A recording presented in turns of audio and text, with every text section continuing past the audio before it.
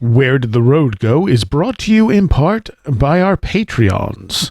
This month in particular is being sponsored by Eric Hervin and Lindsay Marie Trebet.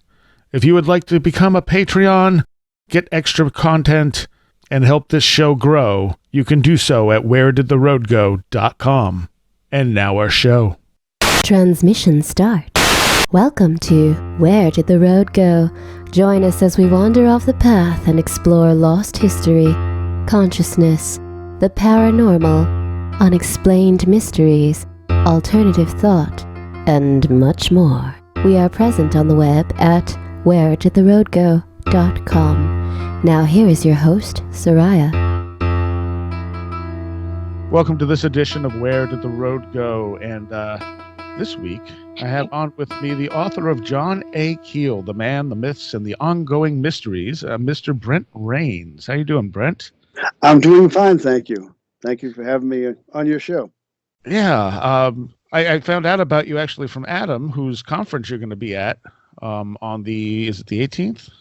The 19th. 19th, Saturday. yes, of October. And that's the Strange Realities Conference in Tennessee.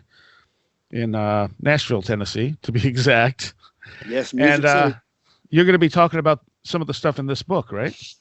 Well, actually, I came along a little too late. He had already booked up all the speakers, but he said I could be on the 8 o'clock discussion panel. And okay. I'll be there to, I'll have a little vending table and have copies of my material, my books, and early copies of my magazine, and some used books to sell to anyone who might be interested. Nice. So how did you get into researching like Forteana and stuff? Well, initially it was strictly UFOs. I was a teenager. I had read Frank Edwards' Flying Saucers Serious Business, so I started out just strictly on the UFO nuts and bolts end of it. Mm-hmm. And about age 14, January 1967, a lot of water under the bridge, I decided I was going to start collecting all the information I could get my hands on, start reading, magazines, books, start acquiring, and whatever material I could. And pretty soon I started a little mimeograph newsletter and started mailing to people. And I started writing to different people in the field. Lucius Farish, who was well known to many of the old timers, I think, out in Plummerville, Arkansas. He was the one that started the UFO conference, Eureka Springs UFO conference, that still goes on each year around April. And Lauren Coleman was actually my abominable snowman consultant back then. He later lived out in Decatur, Illinois. Now he lives up in Portland, Maine. He's changed location on us. Yeah. But I was, but it was, I didn't go into all the 14 paranormal areas cryptid until later on, after a couple of years, I guess, and reading especially John Keel and his thoughts, and even before his Operation Trojan Horse and Strange Creatures from Time and Space that came out in 1970, I'd been reading his magazine articles in Saga and Mail magazine and a lot of men's magazines that he wrote articles, and reading about, his alternative ideas, what he called the ultra-terrestrials, being an Earth-based intelligence from like a parallel world, as opposed necessarily to an extraterrestrial explanation. And I found his ideas intriguing, stimulating, and so in October of '69, I actually started correspondence with Mr. Keel, and he actually wrote back, and I know he used to write about how he was irritated with troublesome teenage UFO buffs, and I was certainly a teenager at the time, so I always tried to write these real mature, adult-sounding letters to him. But I think he probably knew, But anyway, I started this newsletter I had for a few years there called Sauceritis Review, and I would send him copies, and he would send me this newsletter he put out for UFO students called Anomaly.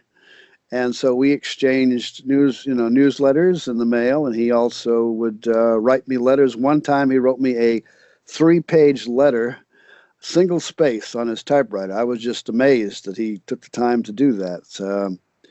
But I had asked him some questions, and he answered every one of them and added a little more detail to it, you know. Huh. So anyway, that was how I got started in it. You know, back in those days, we didn't have the internet, so I would actually, my dad didn't like me using the telephone at the house, running up his phone bill. So I would just get a bunch of coins. I'd go to a phone booth somewhere, and I'd read some story about someone in another state in a magazine, UFO magazine. That back then newsstands used to carry UFO magazines. You know, now it's all pretty much internet that you find information on. But I would call an operator and try to track people down, and then I'd put the coins in and call somebody up and start asking them questions. And that's, you know, write letters to people. And it was kind of surprising the number of people who actually would take the time to, you know, answer questions and to even send drawings.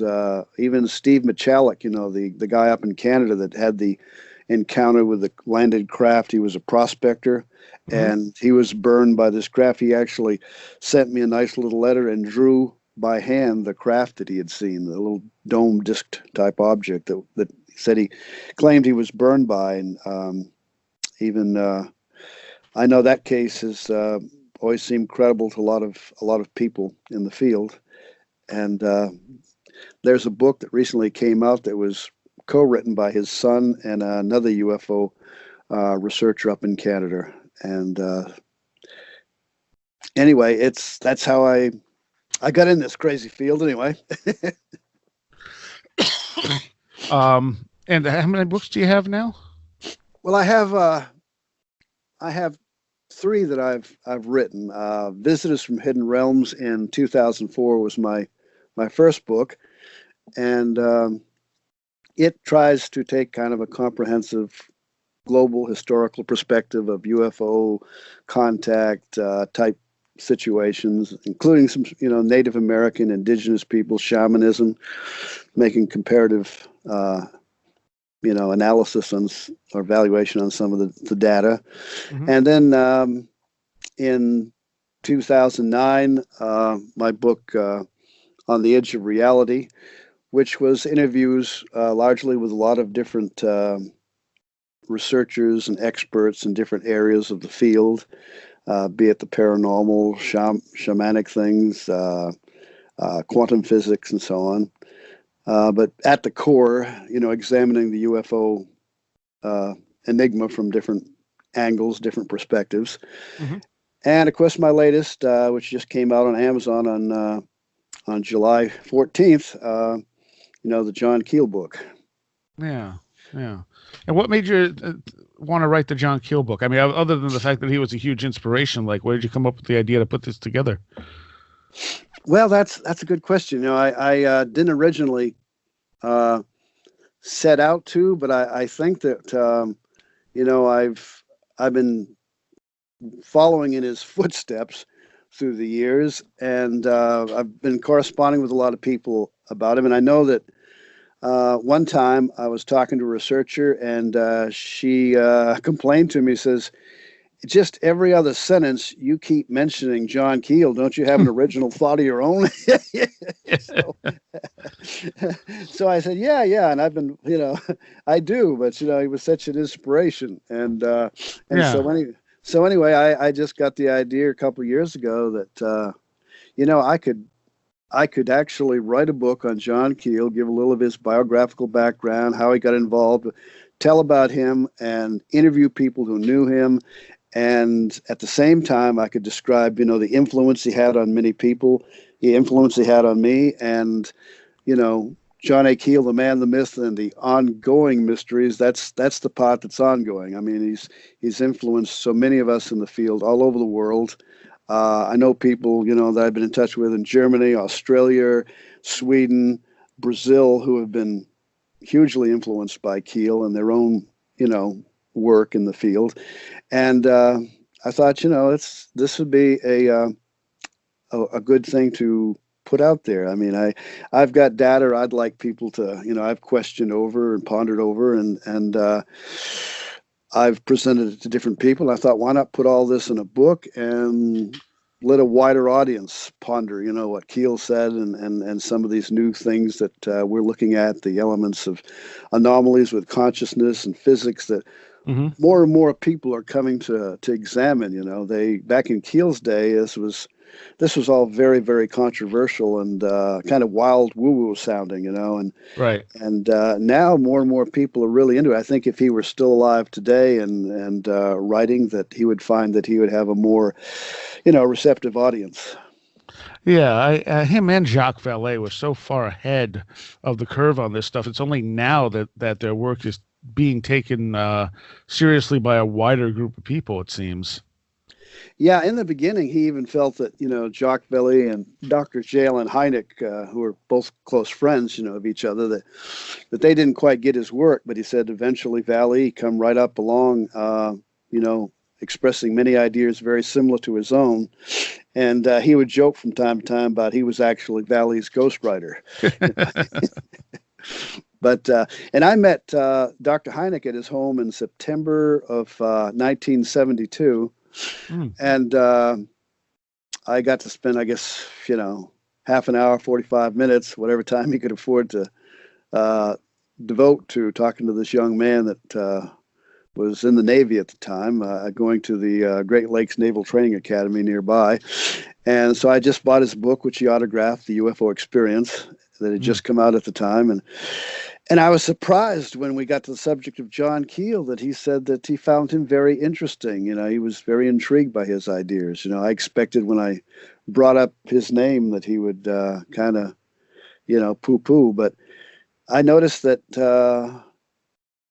often more privately than real openly, he would, from time to time, as the years, progressed, that he did talk and ponder some of the strange aspects of the UFO experience. Yeah. And I know there was a lady in Brazil told me that she had actually met him, and they had a little private talk and said he was very open to the quantum physics aspects, other dimensions. I think if you look at this stuff long enough and you're intellectually honest, you have to kind of look at this stuff in a wider scope. Yeah, and I think that's certainly what happened, with Hynek and Vallée coming over from France, and from the way I remember it, in 1963, they first met, and Vallée was introducing him to the wave in France in 1954, all those contacts, being sightings and stuff, close encounters. There was a fantastic wave that France had back then. And of course, that was, his home turf originally. Right. And he introduced, till then, Hynek had just been exposed to the information that came from the Air Force, and landings and being encounters were considered hoaxes or delusions and often go to the back of the file, or if they went anywhere at all. So Hynek was telling he had been investigating this stuff, and some of that evidence was pretty compelling. So then Hynek did start to take more serious interest. And of course, in 1964, he, took the Socorro, New Mexico case seriously, with the patrolman there that said he'd seen a craft on the ground take off that had two beings initially standing near it. Whatever the merits of that story were, he certainly began to take those and others more seriously. So, now one of the things that people will sometimes say is that Keel exaggerated or blew up things to make them seem more impressive than they actually were. Did you find that was the case when you researched this stuff? Well, I did talk to, make a connection with Daniel,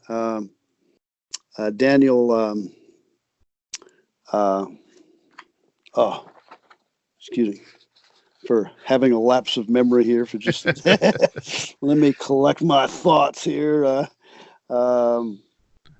Shoot. Names always escape me when I need them. Yes, that's unfortunately. I'll have it if I don't need it. Yes, and That name is Drazen. Okay. Daniel Drazen. He was with Keel. He's a filmmaker, and he's been in this for a long, long time. And he met Keel in New York, and they, he wanted to meet Keel, met him at one of his talks because he had had a UFO sighting at one time, wanted to talk to him, and in the conversation, Keel was telling him about his investigations down in Point Pleasant, West Virginia, the UFO activity, the Mothman creature, the people were reporting very anomalous stuff. And so he accompanied Keel down there, met the reporter, Mary Hyre, who's, of course, mentioned in Mothman Prophecies and all, and as well as other people, some of the witnesses. And he actually saw some anomalous things in the skies himself. He would actually go out and sky watch. He would go into the TNT area where so much of this activity had occurred, the first really compelling Mothman incident from December 1967. He went into the 66. He went into the TNT area at night, would sky watch, but he said he always had the Route 62 out there, always within sight, just in case something did happen that he wanted to make a getaway. Yeah. And he said even John Keel carried around a handgun when he went into the old power plant, just in case Mothman showed up for him too. If it would even be effective on him. But yeah, there was. He said, okay. Anyway, he said that Keel kind of, he had a flair. He had a real good way of making kind of taking dramatic license and really putting you on the edge of your seat, so to speak. I mean, he was part of the Writers Guild and wrote screenplays for like Lost in Space, Get Smart, and all that. So the guy knew how to write. And he said that even though sometimes, he add that little flair to it, he was always very factual. And so I go with that there. Also, there was a gentleman who came all the way from Sweden who helped Keel with some of the material from Sweden for his book, Operation Trojan Horse. And he spent several weeks in 1969, 1970 in Point Pleasant. He came to the United States, went to Point Pleasant and West Virginia, and he talked with approximately 30 of the witnesses, and also got to know Mary Hyre as well.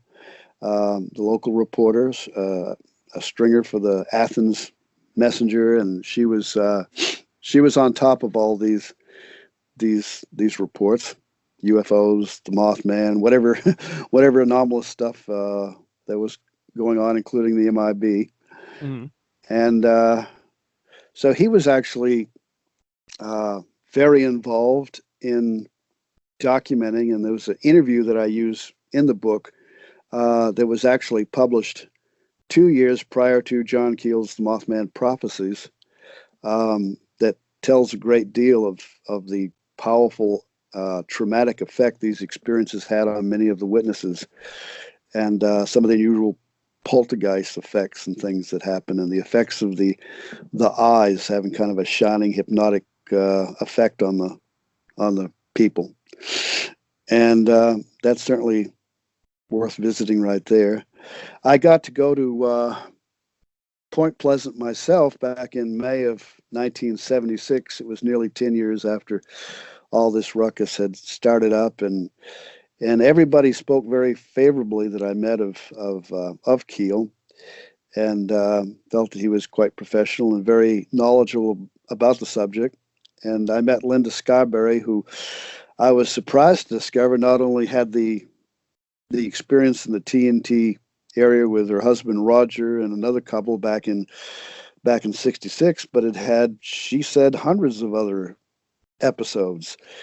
And she described one where she said she was within 3-4 feet looking at it through a apartment window, and it was had these non-blinking eyes about that kind of bulged about out of its head, I think maybe an inch and a half, and then was about 2 inches wide and glowed red. And she said that she wants to see it every time anybody mentions going to the TNT area to look for it or whatever. But when she actually has the encounters, she just becomes like frozen, speechless, can't can't really do anything. She says when you see it, you're just too frightened. Now, you talk about trance states accompanying a lot of these experiences. Do you think it's that they're too frightened or that they're in sort of a trance? Well, it almost, it's of course the fear element's got to play in to Hmm. someone seeing something like this. But I know I talked with someone else that's mentioned in Keel's book when I was there in '76, a Virginia Thomas, and she said she had seen something. Now, this wasn't a typical Mothman type thing, and people were seeing other weird cryptids too, or whatever name you want to give them. Keel simply called them monsters, but it was. She said 6, 7 feet tall, gray-colored, man-like figure running across the field like lightning. And she said their eyes became fixed on it. She couldn't take her eyes off it, and her ears were making a popping sound like the air pressure had changed. Said there was a sound coming from it like a broken fan belt. And she thought, in reflecting on it, she said, "Oh, I think it was a robot." Mm. Very peculiar. And some of the people would describe the Mothman as just extending its wings out, and then it would just shoot up, wouldn't flap its wings, just extend them out, and then it would just like become airborne. And Keel did mention that two of his witnesses described as the thing flew overhead, that it made kind of a mechanical type noise. So, we got a really strange bird here. It became originally people called it the bird, and then some newspaper reporter called it Mothman because it was at the time Batman was popular. So Hmm. this this newspaper writer thought it would be kind of cool to call it Mothman, and well, the name kind of stuck. But a lot of the people that Keel found that had these experiences, about half of them was some kind of creature, Mothman or whatever it was. He found that about half of them reported psychic sensitivity. A number of the Mothman witnesses, and the guy from Sweden verified this too, Aki Branson, that they had like peculiar poltergeist type experiences. Noisy ghost. Right. Yeah, it's so. I mean, that's the thing. I mean, he was studying also the contact experiences, which wasn't that popular back then. A lot of your major researchers like NICAP, the National Investigations Committee on Aerial Phenomena, a respected civilian group investigating, the UFO phenomena, but they only wanted reports of the craft. Once someone reported seeing a being or it landed, they thought that became a little too controversial. They just wanted good sightings of the. So you see how far we come. I mean, Keel Yeah. reported. He wrote an article for True Magazine back in February '67. It was published, called "Never Mind the Saucer. Did you see the guys who were driving?" And because nobody else was hardly addressing this, and he gets a call from the editor, and he goes down to the office, and the guy waves him to a corner, tells him he's got some mail. He says he's got about 6 mail bags there for him, with thousands of letters from people with contact experiences and missing time. And so I figured this is where Keel, when he describes in Operation Trojan Horse, how which was published in 1970, that he had connected with like over 200 silent contactees, people whose stories had never been publicized before. This is where a lot of his contacts were made. It was through this Yeah.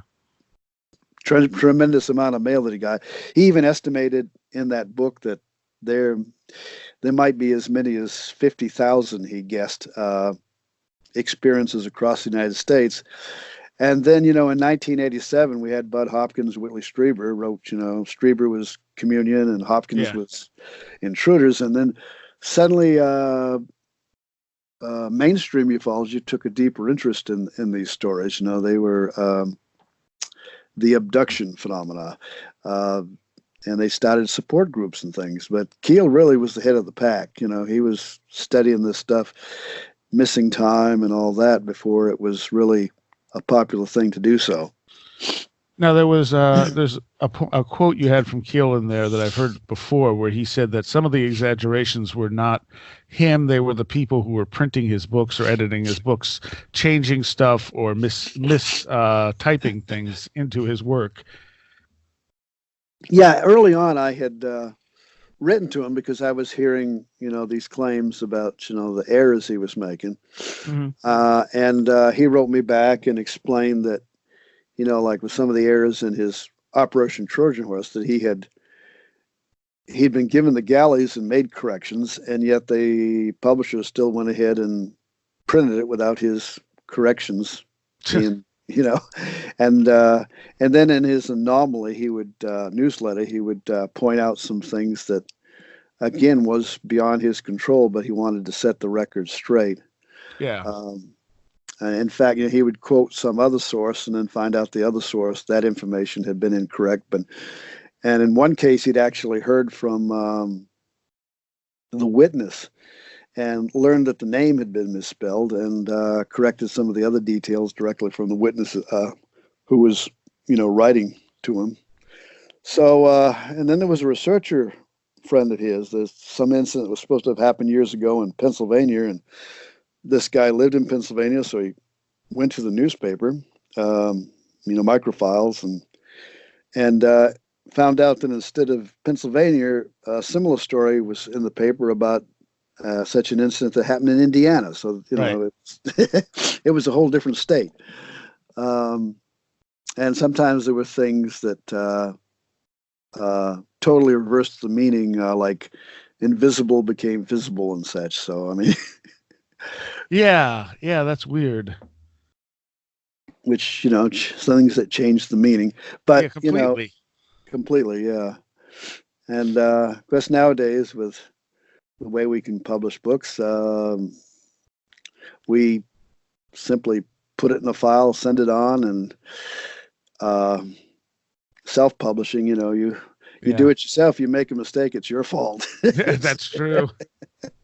Now, one of the things you mentioned that I thought was interesting in his article, Purple Lights and April Foolishness, he talks about being out looking for UFOs, and the moon hadn't come up that night. And someone else had pointed out later that he had the moonrise time wrong, and it actually came up a few minutes after he had left. And what struck me about that is that Keel wasn't lying. The moon didn't come up. He just had the time wrong. Right, he was going by some newspaper that he said had said it was going to come up at an earlier time, and if he had stuck around just a little longer, he would have seen the moon come up. But he'd had some. He claimed to me that he had some agent who wanted a book on the Mothman come out, and it had been several years since he really had dealt with that. He'd kind of moved on, but they wanted him to write a book on the Mothman, which he decided to go ahead and do, even though he complained afterwards that it was a commercial flop at the time. But he had all this stuff packed away, all these notes and affidavits and clippings and things in a suitcase, and he dug it out and he put together the Mothman Prophecies. And I was just in touch, by the way, as an interesting little footnote, with a friend of his, Doug Skinner, who lives in New York City. And he tells me that he has that suitcase to this day. It's still in his closet. Mm-hmm. He's got John Keel's old suitcase that he has all those notes from which he wrote the Mothman Prophecies from. And he's the one that runs the John Keel website, right? Right, the johnkeel.com website, which you can go down through this list of several years, month by month, and check all these different entries that he has, which has letters that Keel wrote and pictures, newspaper clippings and stuff from years ago. And in fact, I just wrote to Doug and told him I'd send him some copies of letters that Keel had written me years ago, and if he wanted to use them. Oh, nice. But anyway, yeah, that was the deal. Excuse me a moment, I got a tickle in my throat. Well, there's a story you talk about that got left out of the Mothman Prophecies, and that's when his friend Big Joe came to see him. You want to talk about that for a moment? Sure, that kind of surprised me. I I actually was in touch with someone who didn't want to be named, but he's quite credible, and he said that he was there at the Keel's apartment when he met the guy. He said he was a big guy with a powerful handshake, and he didn't think anything of it. Keel didn't think anything of it. It was the night that the collapse of the Silver Bridge was reported, on the television, Mm-hmm. and and that was a very significant time for Keel. Things were kind of coming together. He was realizing, to him, it showed that there wasn't an intelligence that knew certain things were going to happen before they did. He was upset that the intelligence didn't seem to really try to help him and others to stop something bad from happening, like warn people about. He knew something was supposed to happen on the river, the Ohio River, but he didn't know what it was. And then this happened, and he decided it was the bridge. And anyway, this gentleman spent several hours with him. They even went out to eat, and he was there in the apartment when this came over the TV, the announcement. And they also went to a Jim Moseley UFO talk.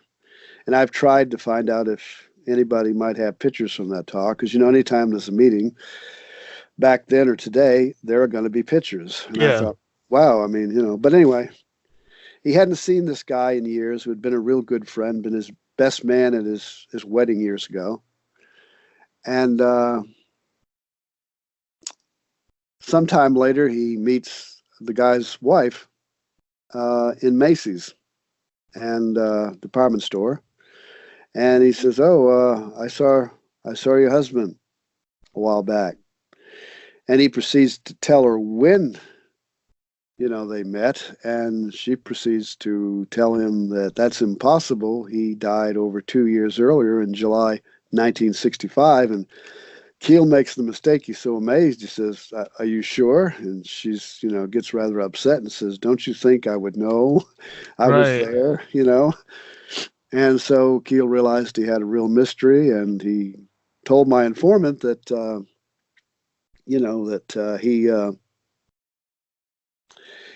he had many sleepless nights after that, because, Keel was a lifelong atheist, and he just couldn't bring himself to believe that, he was actually talking to a dead person. He said, but it was amazing because the guy looked exactly like him, had his memories down to a T, his voice, everything. He suspected nothing unusual at the time. And he also talked to my friends about this incident back in 2003 at the Mothman Festival, Tim and John Frick. And, they got to talking about this particular incident.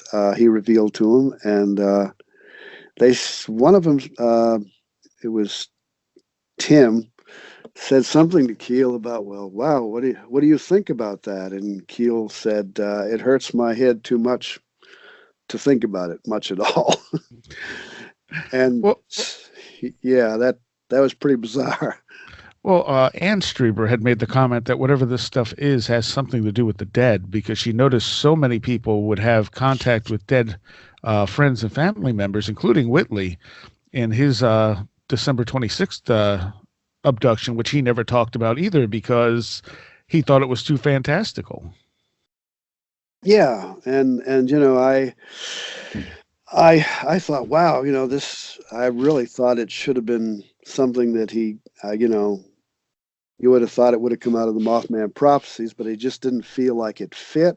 And I know sometimes you'd be writing to Keel and he would mention something, and he'll say, just keep this to yourself, that I have the UFO buffs riled up enough over this and that. There's no sense in, generating any more hysteria. And so I guess he just felt that this was gonna, it was better to leave this out. But when I found this out as I was putting the book together, I decided it's time to tell this story, whatever it means, whatever it, Yeah. because the guy had shared with me a copy of the letter that Keel had written to him about this, and as I say, they had become longtime friends, and he was there that evening when the guy came into the apartment. Wow. Did any of the people who saw the Mothman die in the bridge collapse? I'm Yes, I'm going to say I don't know how many. I know there was 46 total number that Right. have reported that have died. And I do remember Keel writing in the Mothman Prophecies that some of those people that he had interviewed did pass away in the bridge collapse later. I don't know just how many that was, but Okay. I was just curious.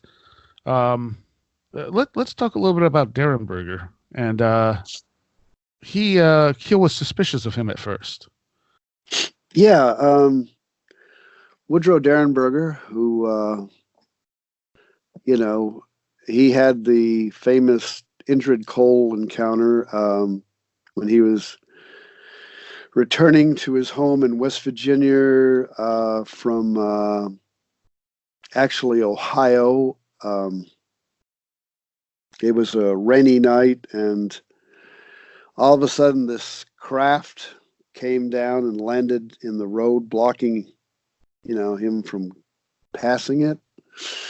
And this man came out with a big grin on his face and came over to his truck window. And he was, Woodrow Derenberger was a salesman with, he had sewing machines and such. And anyway, began to tell him about, wanted to know where you're going and claimed to be from space. Mm-hmm. And what made the account appealing to Keel was that other people had come forward claiming that they had passed by and seen a guy talking to someone in a truck on the side of the road, that people had seen a craft. There were two other witnesses Keel had learned about. I think he spoke with on the phone, but they didn't want to be interviewed. They didn't want their names in the magazine, who claimed that they had had an experience with a landed craft or something like that. And I know there was a woman who described she had been driving by around that time and saw a craft, and there was some teenage boy reported seeing something too, I think shining a beam of light. If Anyway, all this is in the book. If I've Right, if right. if I'm a little off on any of the details, but it was pretty well impressive. I think that Keel felt afterwards that maybe he might have started to exaggerate some of the stories and Mm. got sort of spotlight fear, got into the limelight, and was became maybe a bit of a storyteller. But I know I've talked to his daughter, who's still alive, and she remembers. She says the meeting Indrid Coal, because supposedly some guy claiming to be Indrid Coal and some of the family members came around the house later, and she remembers when the police came and interviewed him the night after his encounter, and she was supposed to go right to bed, but she kind of uh, got on the stairs and kind of eavesdropped and watched things, and claims that the men in black came too, and she actually saw them talking to her father. Um, so anyway, but then there was that college student in Maryland who called in to a Washington, D.C. radio station when Woodrow Derenberger was telling his story. And the guy thought, well, I'll just call and just, make a prank call and tell him, I know you're telling the truth. I've been to that planet too. And what he didn't count on is the fact that the radio station had a kind of a caller ID. And they called him back, Mm. let us know more. So the story kept, getting more and more exaggerated. And by the time Keel, a few months later, got down to Maryland to interview him, he'd already told his story to a number of different people. And he said that Keel grilled him for about 2 hours. He had to really be on his toes. And Keel was skeptical. He went over his story backwards and forwards. And but then he mentioned something just off, the top of his head about seeing some Buick following him. And Keel said, well, I just had a report of a very similar incident not too far from here. And according to this, then college student, that was what convinced Keel that he was on the level. And so Keel wrote his story up, and I'm sure much to his regret later, in his book. And as I pointed out in my book, that's one of those things we all run the risk of as we investigate, is that sooner or later we're going to come across someone who's going to tell a story that may be lying to us. I mean, so. Well, my policy with that has always been, I would rather believe someone who's lying to me than not believe someone who's telling me the truth. Yeah, I think, the whole thing was that these incidents were going on for quite some time. Keel took the initiative to investigate them, found strong indications that, there was really something to it. And, if he did go overboard at all, it was, he had his reasons for pursuing it as diligently as he did. And, he was at least looking at the evidence instead of, ignoring it as so many others had done at that time. And so, anyway, that's how the ball bounces. Well, let's talk about some of Keel's own personal experiences. He experienced, obviously in the Mothman Prophecies, he did see some UFOs and stuff. He never saw the actual Mothman, right? Right. He did skywatch. He would find a high hilltop that gave him a good view, I think around Galapagos Ferry, and which is just a short distance from Point Pleasant. And he could, see the surrounding area, the landscape, the Ohio River. And he would actually see these lights flying down close to the river. And then the boats out in the river would shine spotlights on him, and they would jump out of the way. And he went down and talked to some of the riverboat people, and they said, oh, this has been going on for years. And then, Keel got himself a flashlight and started shining at these things. Sometimes you'd shine, flash Morse code at it. One time Morse code for land, and the thing actually came down. I believe Mary Hyer was a witness to that. And then sometimes they would jump out of the beam of his light. And then probably the most spectacular sighting he had was April the 3rd, 1967. Mary Hyer had just left him. So he was sitting there alone. And it was, I think, about 2:30 in the morning. And he said all of a sudden this big dome disc craft came flying by his car while he's sitting there listening to the Long John Neville radio show out of New York City. Excuse me.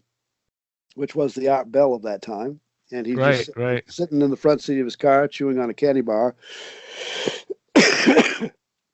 And all of a sudden, this amazing craft with these flashing lights comes flying by and appears to come down in a nearby ravine.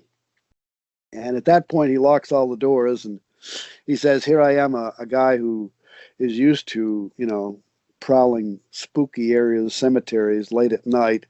And all of a sudden he said, I just was very scared. I was worried that little men were going to come out of the bush there and protest. Are you the crazy guy who's been flashing lights at us? I wonder about the Morse code thing, like how much that connect. Because you would think an alien society wouldn't understand Morse code. So what does that suggest about the connection between consciousness and these things? Well, that was and that was the time too. We had a lot of reports. I remember a guy from Key, New Hampshire, had reports of people flashing their flashlights at craft or lights, and they would respond. I remember a lot of reports being published around that time of people doing that. So I'm sure that's where Keel probably got the idea to do that himself. And so it's certainly it was an interactive thing to many of the witnesses, including Keel. Yeah, but like just responding is one thing, but actually responding to like a Morse code message and actually dropping down seems like it would imply some connection between our consciousness and them. Yeah, and I think that's again, Keel felt that the UFO phenomenon should have been a branch of parapsychology because there was so many anomalous elements of consciousness and paraphysics or whatever involved in so many of these situations.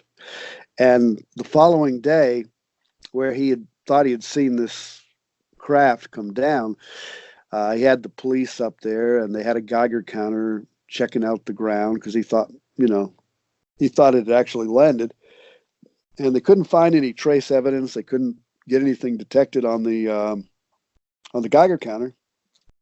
But he said that the something strange, a gibberish voice, came through the police car radio, and it sounded like a high-speeded phonograph record type thing, and said when that happened, it was actually turned off, but yet it came through the speakers. And there was a policeman nearby who had interviewed the two young couples back in November of '66 when that spectacular first Mothman case had hit came to actually bring people's attention to this so-called Mothman thing. And he said that as he was interviewing them, that same sound came through his police radio. And so anyway, that was kind of an interesting anomaly there. I remember Keel at some point talking about getting flashes of light. I think he said it only happened when he moved. He would get flashes of light like someone set off a flash bulb, but there was nobody around. Yeah, there was, and he felt like maybe that was an element of some sort of consciousness, maybe something going on in the brain, and it was coming across as a flash. Right. There were a number of contact experiences who were describing at the beginning of their experience to be this anomalous bright flash of light, and I think some of your Marian apparitions, the same type of thing. And in fact, I remember right off the top of my head the John Reeves case of Brooksville, Florida, involved a flash where he was telling people, I think maybe it took a picture of me because there was this flash of light when we got up face to face. Yeah. But and I've had that happen before as well, and it's one of those incidents was connected with an Earth light type of manifestation, where I was getting a bunch of those flashes. So I always wonder if it's something coming from the Earth. But when he was talking about it, he's talking about like he'd be in his apartment and that would happen. And he said, I think that it was always when he was moving, and it struck me that moving's kind of a liminal thing, so you're more likely to have that type of weirdness coming about when you're, changing things. Mm-hmm. That's a good point. Well, now that you mentioned that, so were these flashes coming from the light that you saw? No. Or they just it looked the whole landscape would light up. It had nothing to do with the light, but the light was there too in a place that there's no lights, in the middle of a field. Okay. Yeah. It's one of the strangest things that ever happened to me. Wow. And I have a lot of strange things that have happened to me. So now we know why you're in the field. I've always been interested in this stuff. Yeah. I pretty much grew up interested in this stuff, and like I wanted to be an astronomer so I could study UFOs until I was told they don't study UFOs. So I guess I have that in common with the valet. Yes. I was just told that much earlier.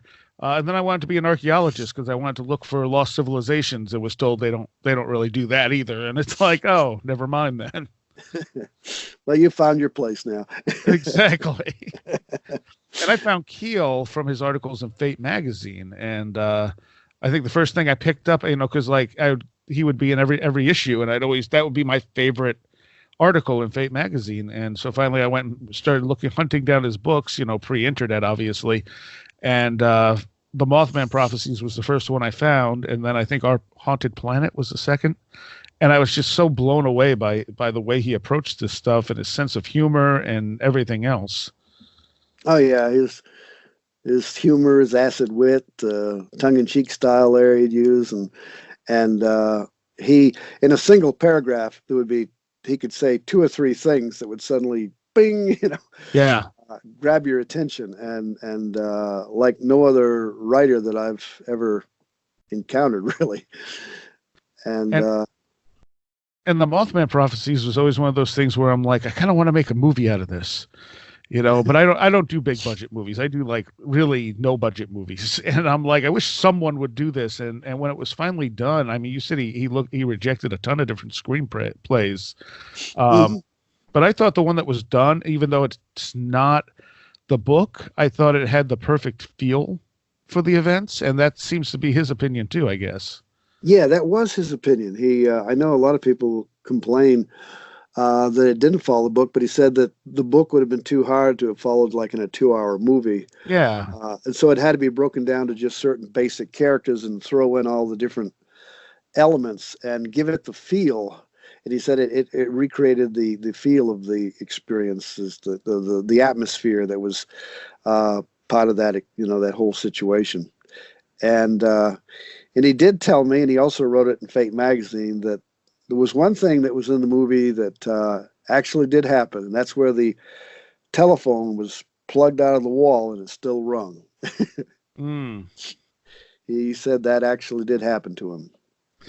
I also think that they promoted the movie badly, like in the sense that they would use that scene about was it Richard Gere in the movie? Mm-hmm, yeah. Where he reaches into the nightstand and it tells him that he's holding chapstick. And if you understand the context, that's really creepy. But when you just throw that in an ad for the movie, it's like, well, that looks stupid, Yeah, they were just trying to show that, this mind reading type. Right. And it was great in the movie, but like I'm saying, just in the promo for the movie, it came off as kind of silly, Right. You needed that context around it, because I think the way they presented it with that context was great. It's just they didn't do it in the movie promo because it's only a few seconds long.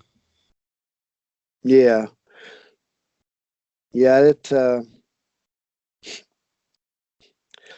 I wish that they would have perhaps followed up even with a second one. Yeah. One. But and I got the extended version, and there were cut scenes where they're doing the thing, flashing the lights at blobs of light in the sky, and they cut that out of the movie. Oh, that seems like that would have been a good addition to it. But anyway. Yeah. Oh well. At least we got to see it in the deleted scenes, because it really the movie didn't really touch on UFOs very much. It just had the weird, cryptid, mysterious, paranormal sort of feel to it. Yeah, that's what I was going to say. They didn't really have the UFO element in the movie itself that they showed at the theaters and later on TV. So that would have been good to have had that added, but oh well. Yeah. At least it's in the deleted. Yeah. Now, Keel always thought this was kind of a negative phenomena. Yeah. I try real hard to just try to look at any positive or optimistic elements. I know I talked with him on the phone one time about we were talking about Marian apparitions, and I said, "What about you're always talking about the demonic implications, the demonic-like elements. What about the angels?" And he said, "Those always turn sour too." And he said that he had written an open letter to researchers back in the late 60s, early 70s, maybe you got one. I said, no, I didn't. He said, well, it was what I said was that after looking at this whole situation real closely, I've come to the conclusion that it doesn't have our best interests at heart. And you know, but I know I have a friend, Greg Little, who's written a book on Native American shamanic elements, ancient sites, and of course UFOs. And he talks about the the Native Americans in the beginning of Vision Quest. They would expect to first encounter the trickster, and the trickster, was seen as kind of a devilish figure, but at the same time, he could also be a teacher, and he could be testing your motives. Why are you, inquiring into these things, and what is your reason, and are your reasons worthy? And if they are, if you prove yourself worthy, then you may go up to a higher rung on the ladder of truth understanding. Otherwise, you may just get stuck there at the bottom rung and never move forward. So maybe the trickster element is part of a teaching thing instead of just being strictly all bad. Well, I've been saying for a while that I feel like a lot of this stuff is like a shamanic awakening that's kind of being hijacked by our culture's belief system. So someone has a contact experience with, what seems like a UFO, and then they get hypnotized, false memories are created, and so on and so forth, and it becomes this terrifying thing that they're afraid of. But anything unknown is going to be scary at first, and when you're feeding that fear into it, you got to get past that part before a more positive experience would come about. And you see grays in abduction accounts, you see grays in ayahuasca journeys, you see pictures of grays on ancient cave walls that shamans put up, which says to me that this is similar to that shamanic sort of awakening. It's just not being treated as such. Yeah, and of course you got little men that are seen in many Native American legends and lore and shamanic stories, and some of it's quite similar. In fact, I saw an artistic rendering of Cherokee little people, and I thought, man, that looks like one of the Greys. They had the dark, elongated eyes, Yeah. And I can see a lot of similarities in a lot of those accounts, and not just Native Americans of North America, but from other cultures, the different beings. Of course, Keel associated the ultra-terrestrials with the occult elemental beings, and some have associated them, like Rosemary Ellen Guiley, who wrote the foreword to my book. She had noted a lot of similarities between the UFO beings and the jinn, and she actually believed the jinn of the Muslim tradition were actually real beings, and there's a number of research. Gordon Crichton looked into the jinn thing very closely. He was the editor of Flying Saucer Review in England, highly respected gentleman.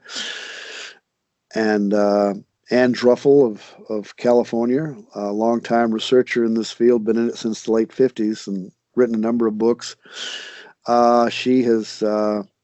She's talked to Muslim people about their jinn experiences. She feels that there are a lot of these beings, the jinn and the elementals, and from all these different cultures, they often speak of similar beings that come from some hidden place that appear to people, and they do many of the things that the modern contact experiences describe that's being done to them. And of course, that's in the book too. Yeah. I actually had a listener write me about the jinn, and she said that on the subject of jinns, there are different types because she's Muslim.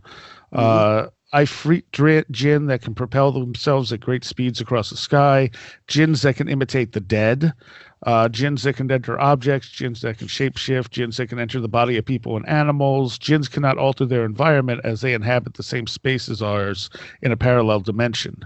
That frustrates them as when a building or object is created in our world, it also appears in their world. Yeah, that that sounds very familiar to what Anne Druffel said and what Rosemary Guiley, her thoughts on the subject. A lot of similarities. We already talked about the people appearing as the dead. Mm-hmm. Mm-hmm. And the Rosemary would actually get gin information off the ghost box. She was actually doing that, and she would hear from the gin. I heard from the John Keel through the ghost box. I didn't expect that to happen, but it did. I would actually get his first last name a number of times and different things that seemed rather Keel-like. But one time I asked the question, are the jinn responsible for pretending or to be these aliens from UFOs?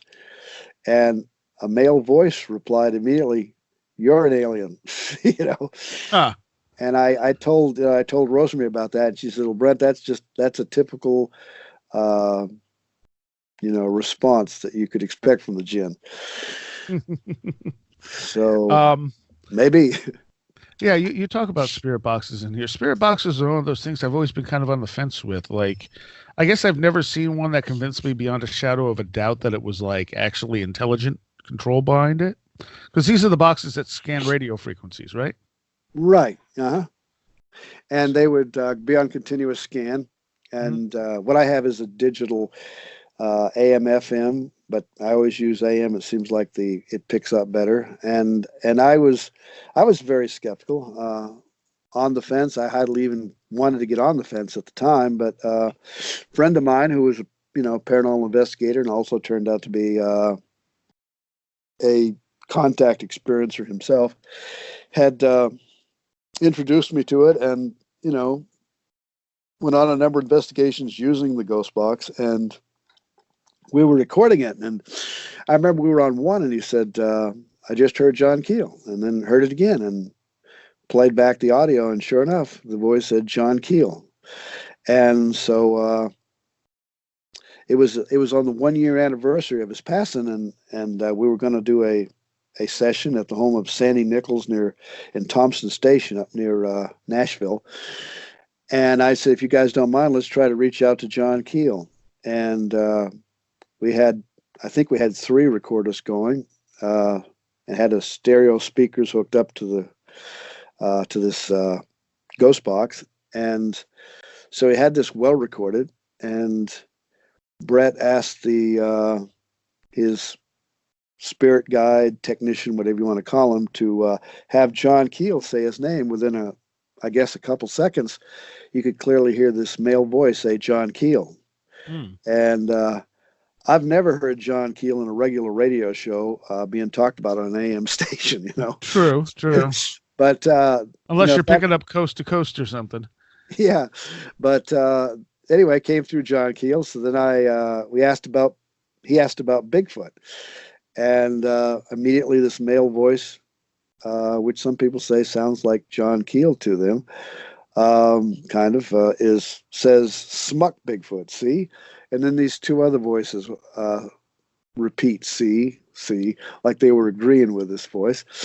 And so I asked, I says, "What can you tell us about Jeddu?" And this voice says, "Jeddu, eh?" And I thought, oh, wow. So yeah. I repeated the question again, and it says, "Into the fire, into the fire." And then he's still talking, but the voice kind of fades out, and then it says, "Teach me outside." And maybe I'm just imagining too much, but I mean, Jeddu, of course, that was his first book back in 1957, from his explorations through India and places, and Egypt, and it's supposed to be a Hindi word for black magic. And I thought, what a better description of black magic than "into the fire." And as for "teach me outside," to me that says a lot about Keel's approach. I mean, he was always about.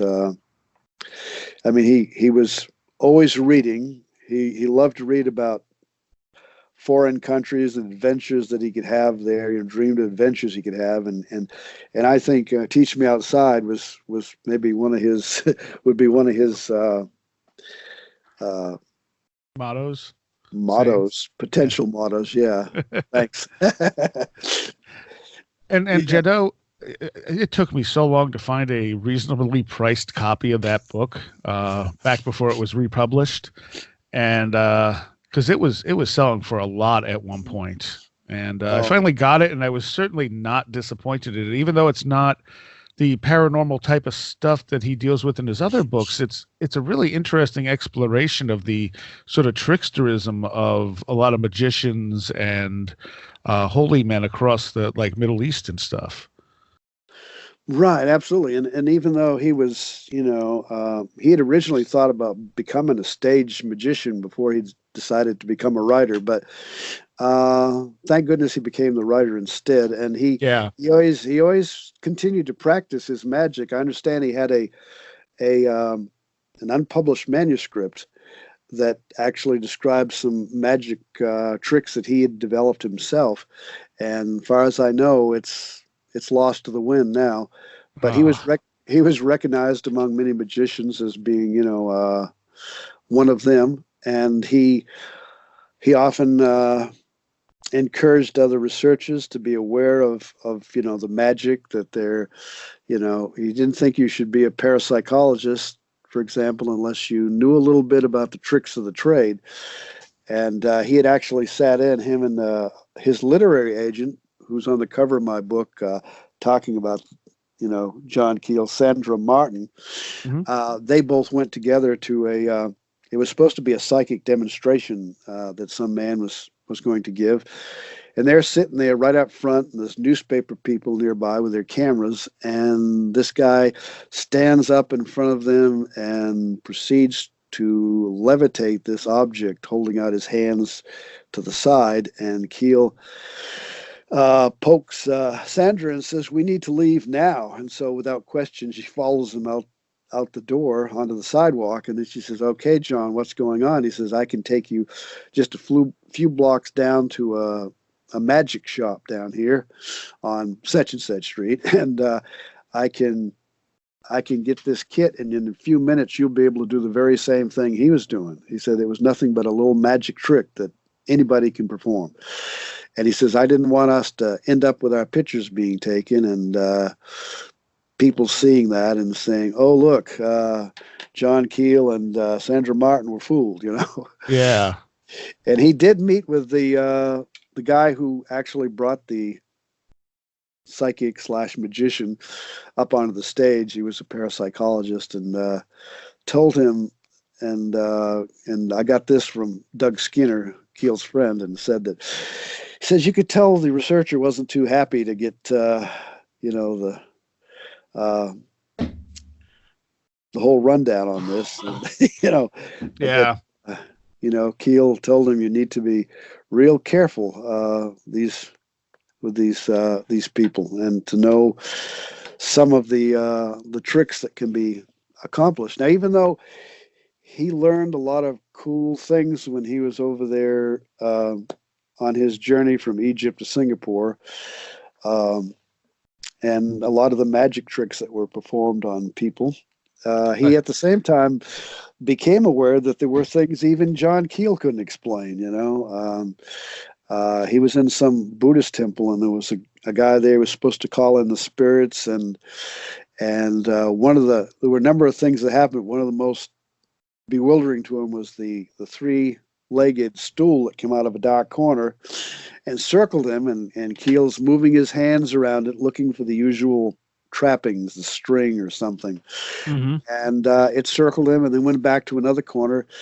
And afterwards, he went over and grabbed up the stool and examined it, and could not explain that. And probably one of the best ones is when this holy man that he'd been seeking, and the holy man one day found him. He's out walking, and the guy says, you know, John Keel or something, and Keel turns around, and he introduces himself, and Keel's amazed. This is the guy that, he's been looking for several weeks, going to different monasteries, and he's considered a very holy man, and he demonstrates to Keel how he can read his thoughts. Mhm. He says, "Think of something, and I'll tell you what it is." And I think one of the first things was his boots, And he says, come on, Mr. Keel, you can do better than that. So then Keel thinks of something else. And again, bingo, the guy gets it. And he wants to know, how can I learn to do this? And he says, well, it takes many, many years to do this, and told him, kind of gave him a little overview of how to do it. But it was not an easy process to accomplish. Yeah. And that book was republished by Anomalist, right? Yes, and they included something that wasn't in the first one. The chapter about his girlfriend at the time from Germany, and they thought about getting married, but they spent quite a bit of time together, but then eventually Doug Skinner told me that Keel brought her to New York City for a couple of weeks, and that did it. She didn't want to, I guess she didn't like New York City. And that was the end of their relationship. But Huh. Well, on the topic of like magicians, tricksters, you talk about Uri Geller in here. Yes, yeah. Uri Geller, interesting guy.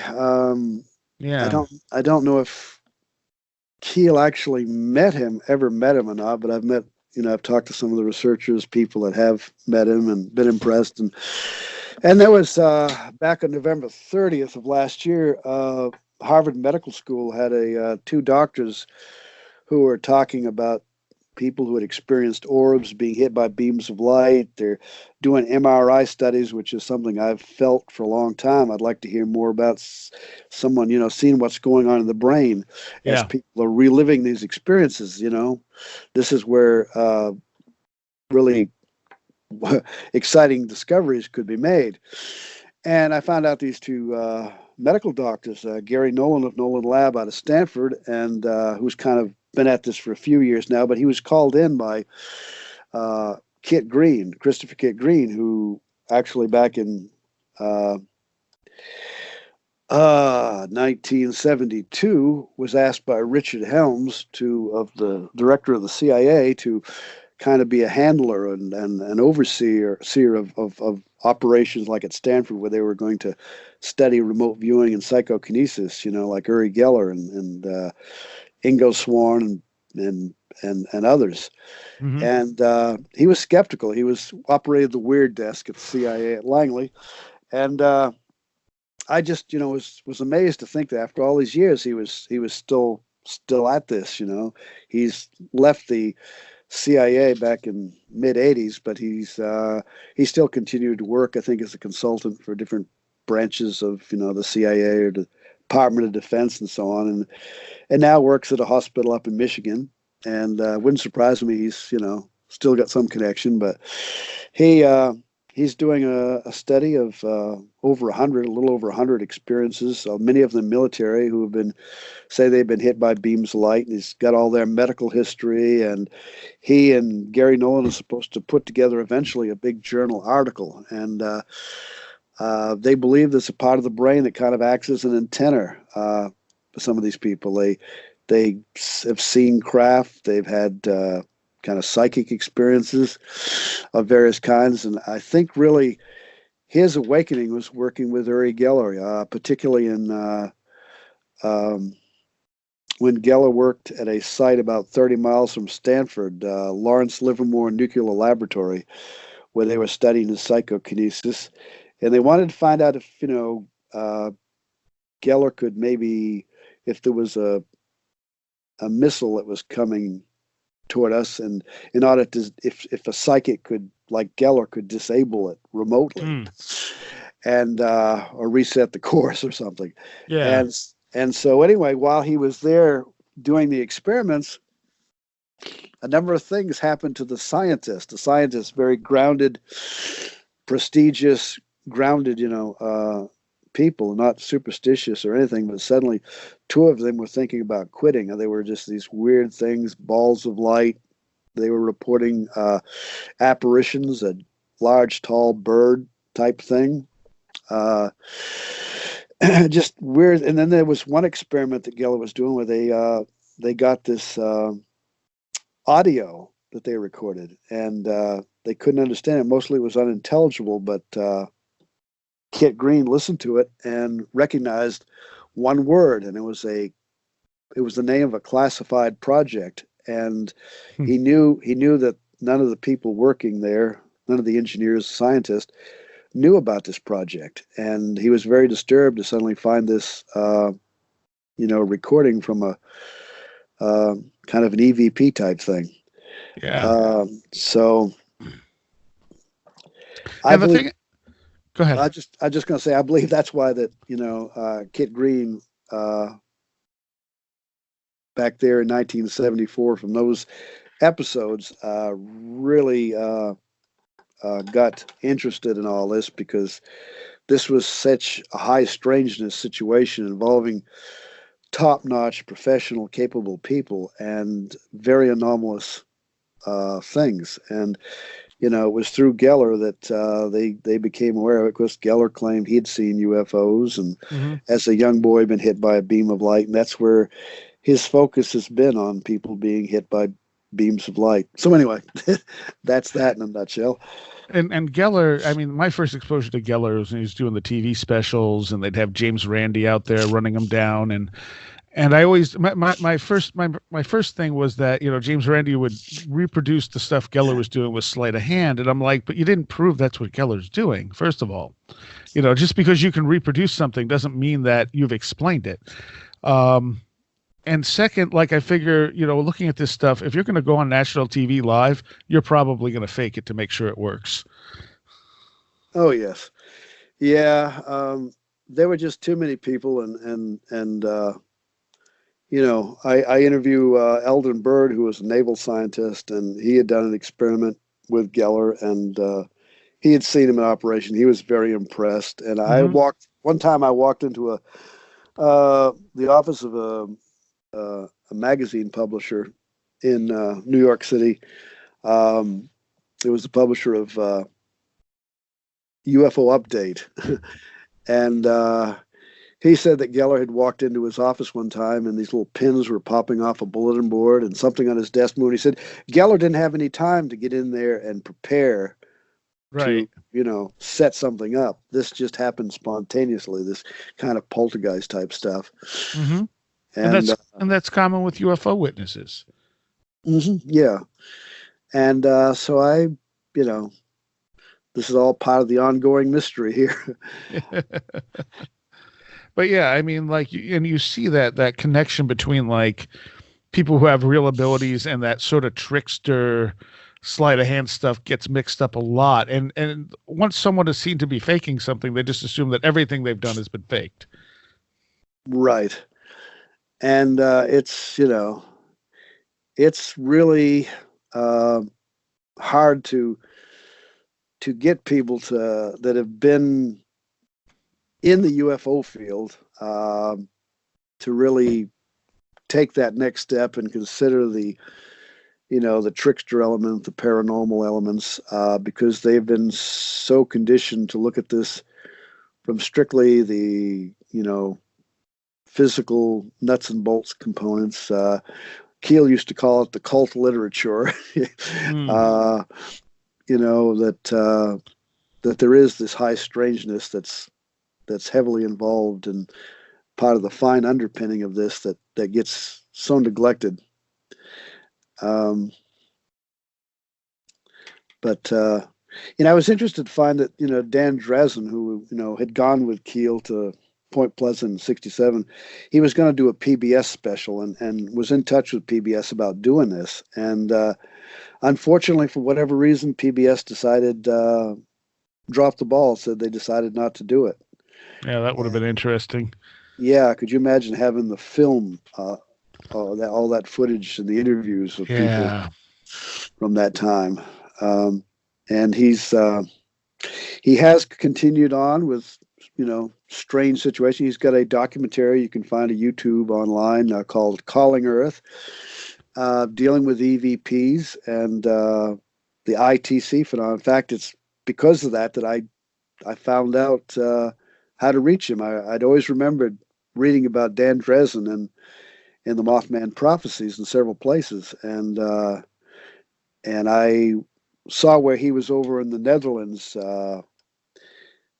with a gentleman who had claimed some UFO experiences, claimed that he knew when crop circles were going to appear over there, and could take pictures for people of their loved ones who had passed on.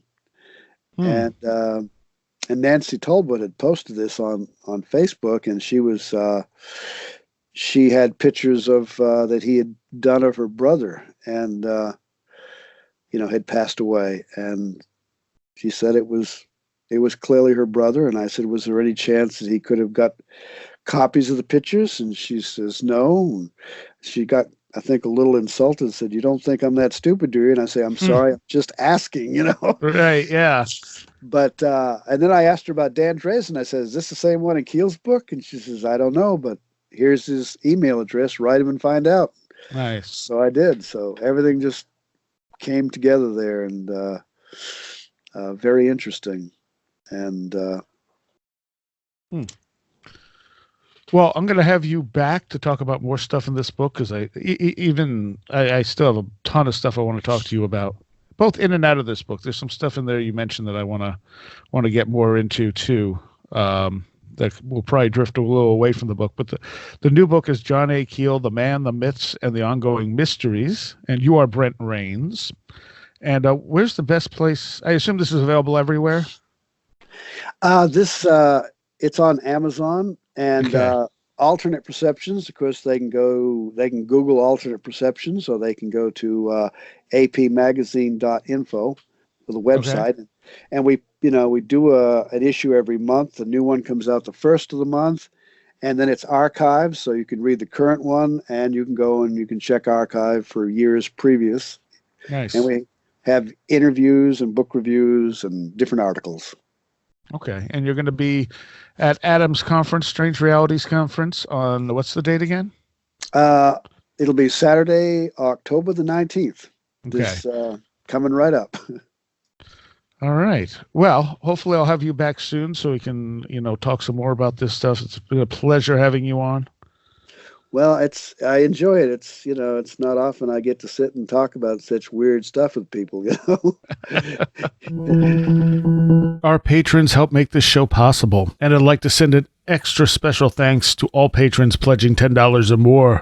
Allison Cook, Eric Hervin, Lindsay Marie Trebet, Super Inframan, Tim, Alex Whitcomb, Nadine, Demian Tallman, Edu Camahort, Janet Bunderson, 36 Dingo, Maria, Nate Seriah, Jennifer Campbell, Mike McGuire, American Rambler, Paul Buscini, Kevin, John Rutledge Foster, Eric Citron, Andy McNamara, Sasha Jorg, Matthias Sumby, Christopher Vaughn, Riker and Stark, Sean Cosgrove, Jose A., Roger Gonzalez, Craig Cicernos, Ray Benedetto, Lindsey Jackson K., Alfred Tuttle, Kevin Schreck, Patricia Gaia-Quinta, William Lovelace, Mark Brady, Chris is a hot dog a sandwich, John Eddy, and Carla Mahoney. Thank you all so very much. You help make this show possible. All right, and Brent will be back in a couple of weeks so we can continue our conversation. We barely even covered the first half of the book, and there's a lot more to talk about.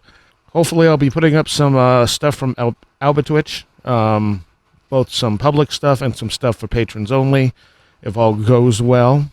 See you next time. You have been listening to Where Did the Road Go? This show is made possible in part from our Patreons, and we thank you and everyone listening for helping us continue this exploration of the strange. You can always find everything Where Did the Road Go related at www.wheredidtheroadgo.com. And thank you so much for your support.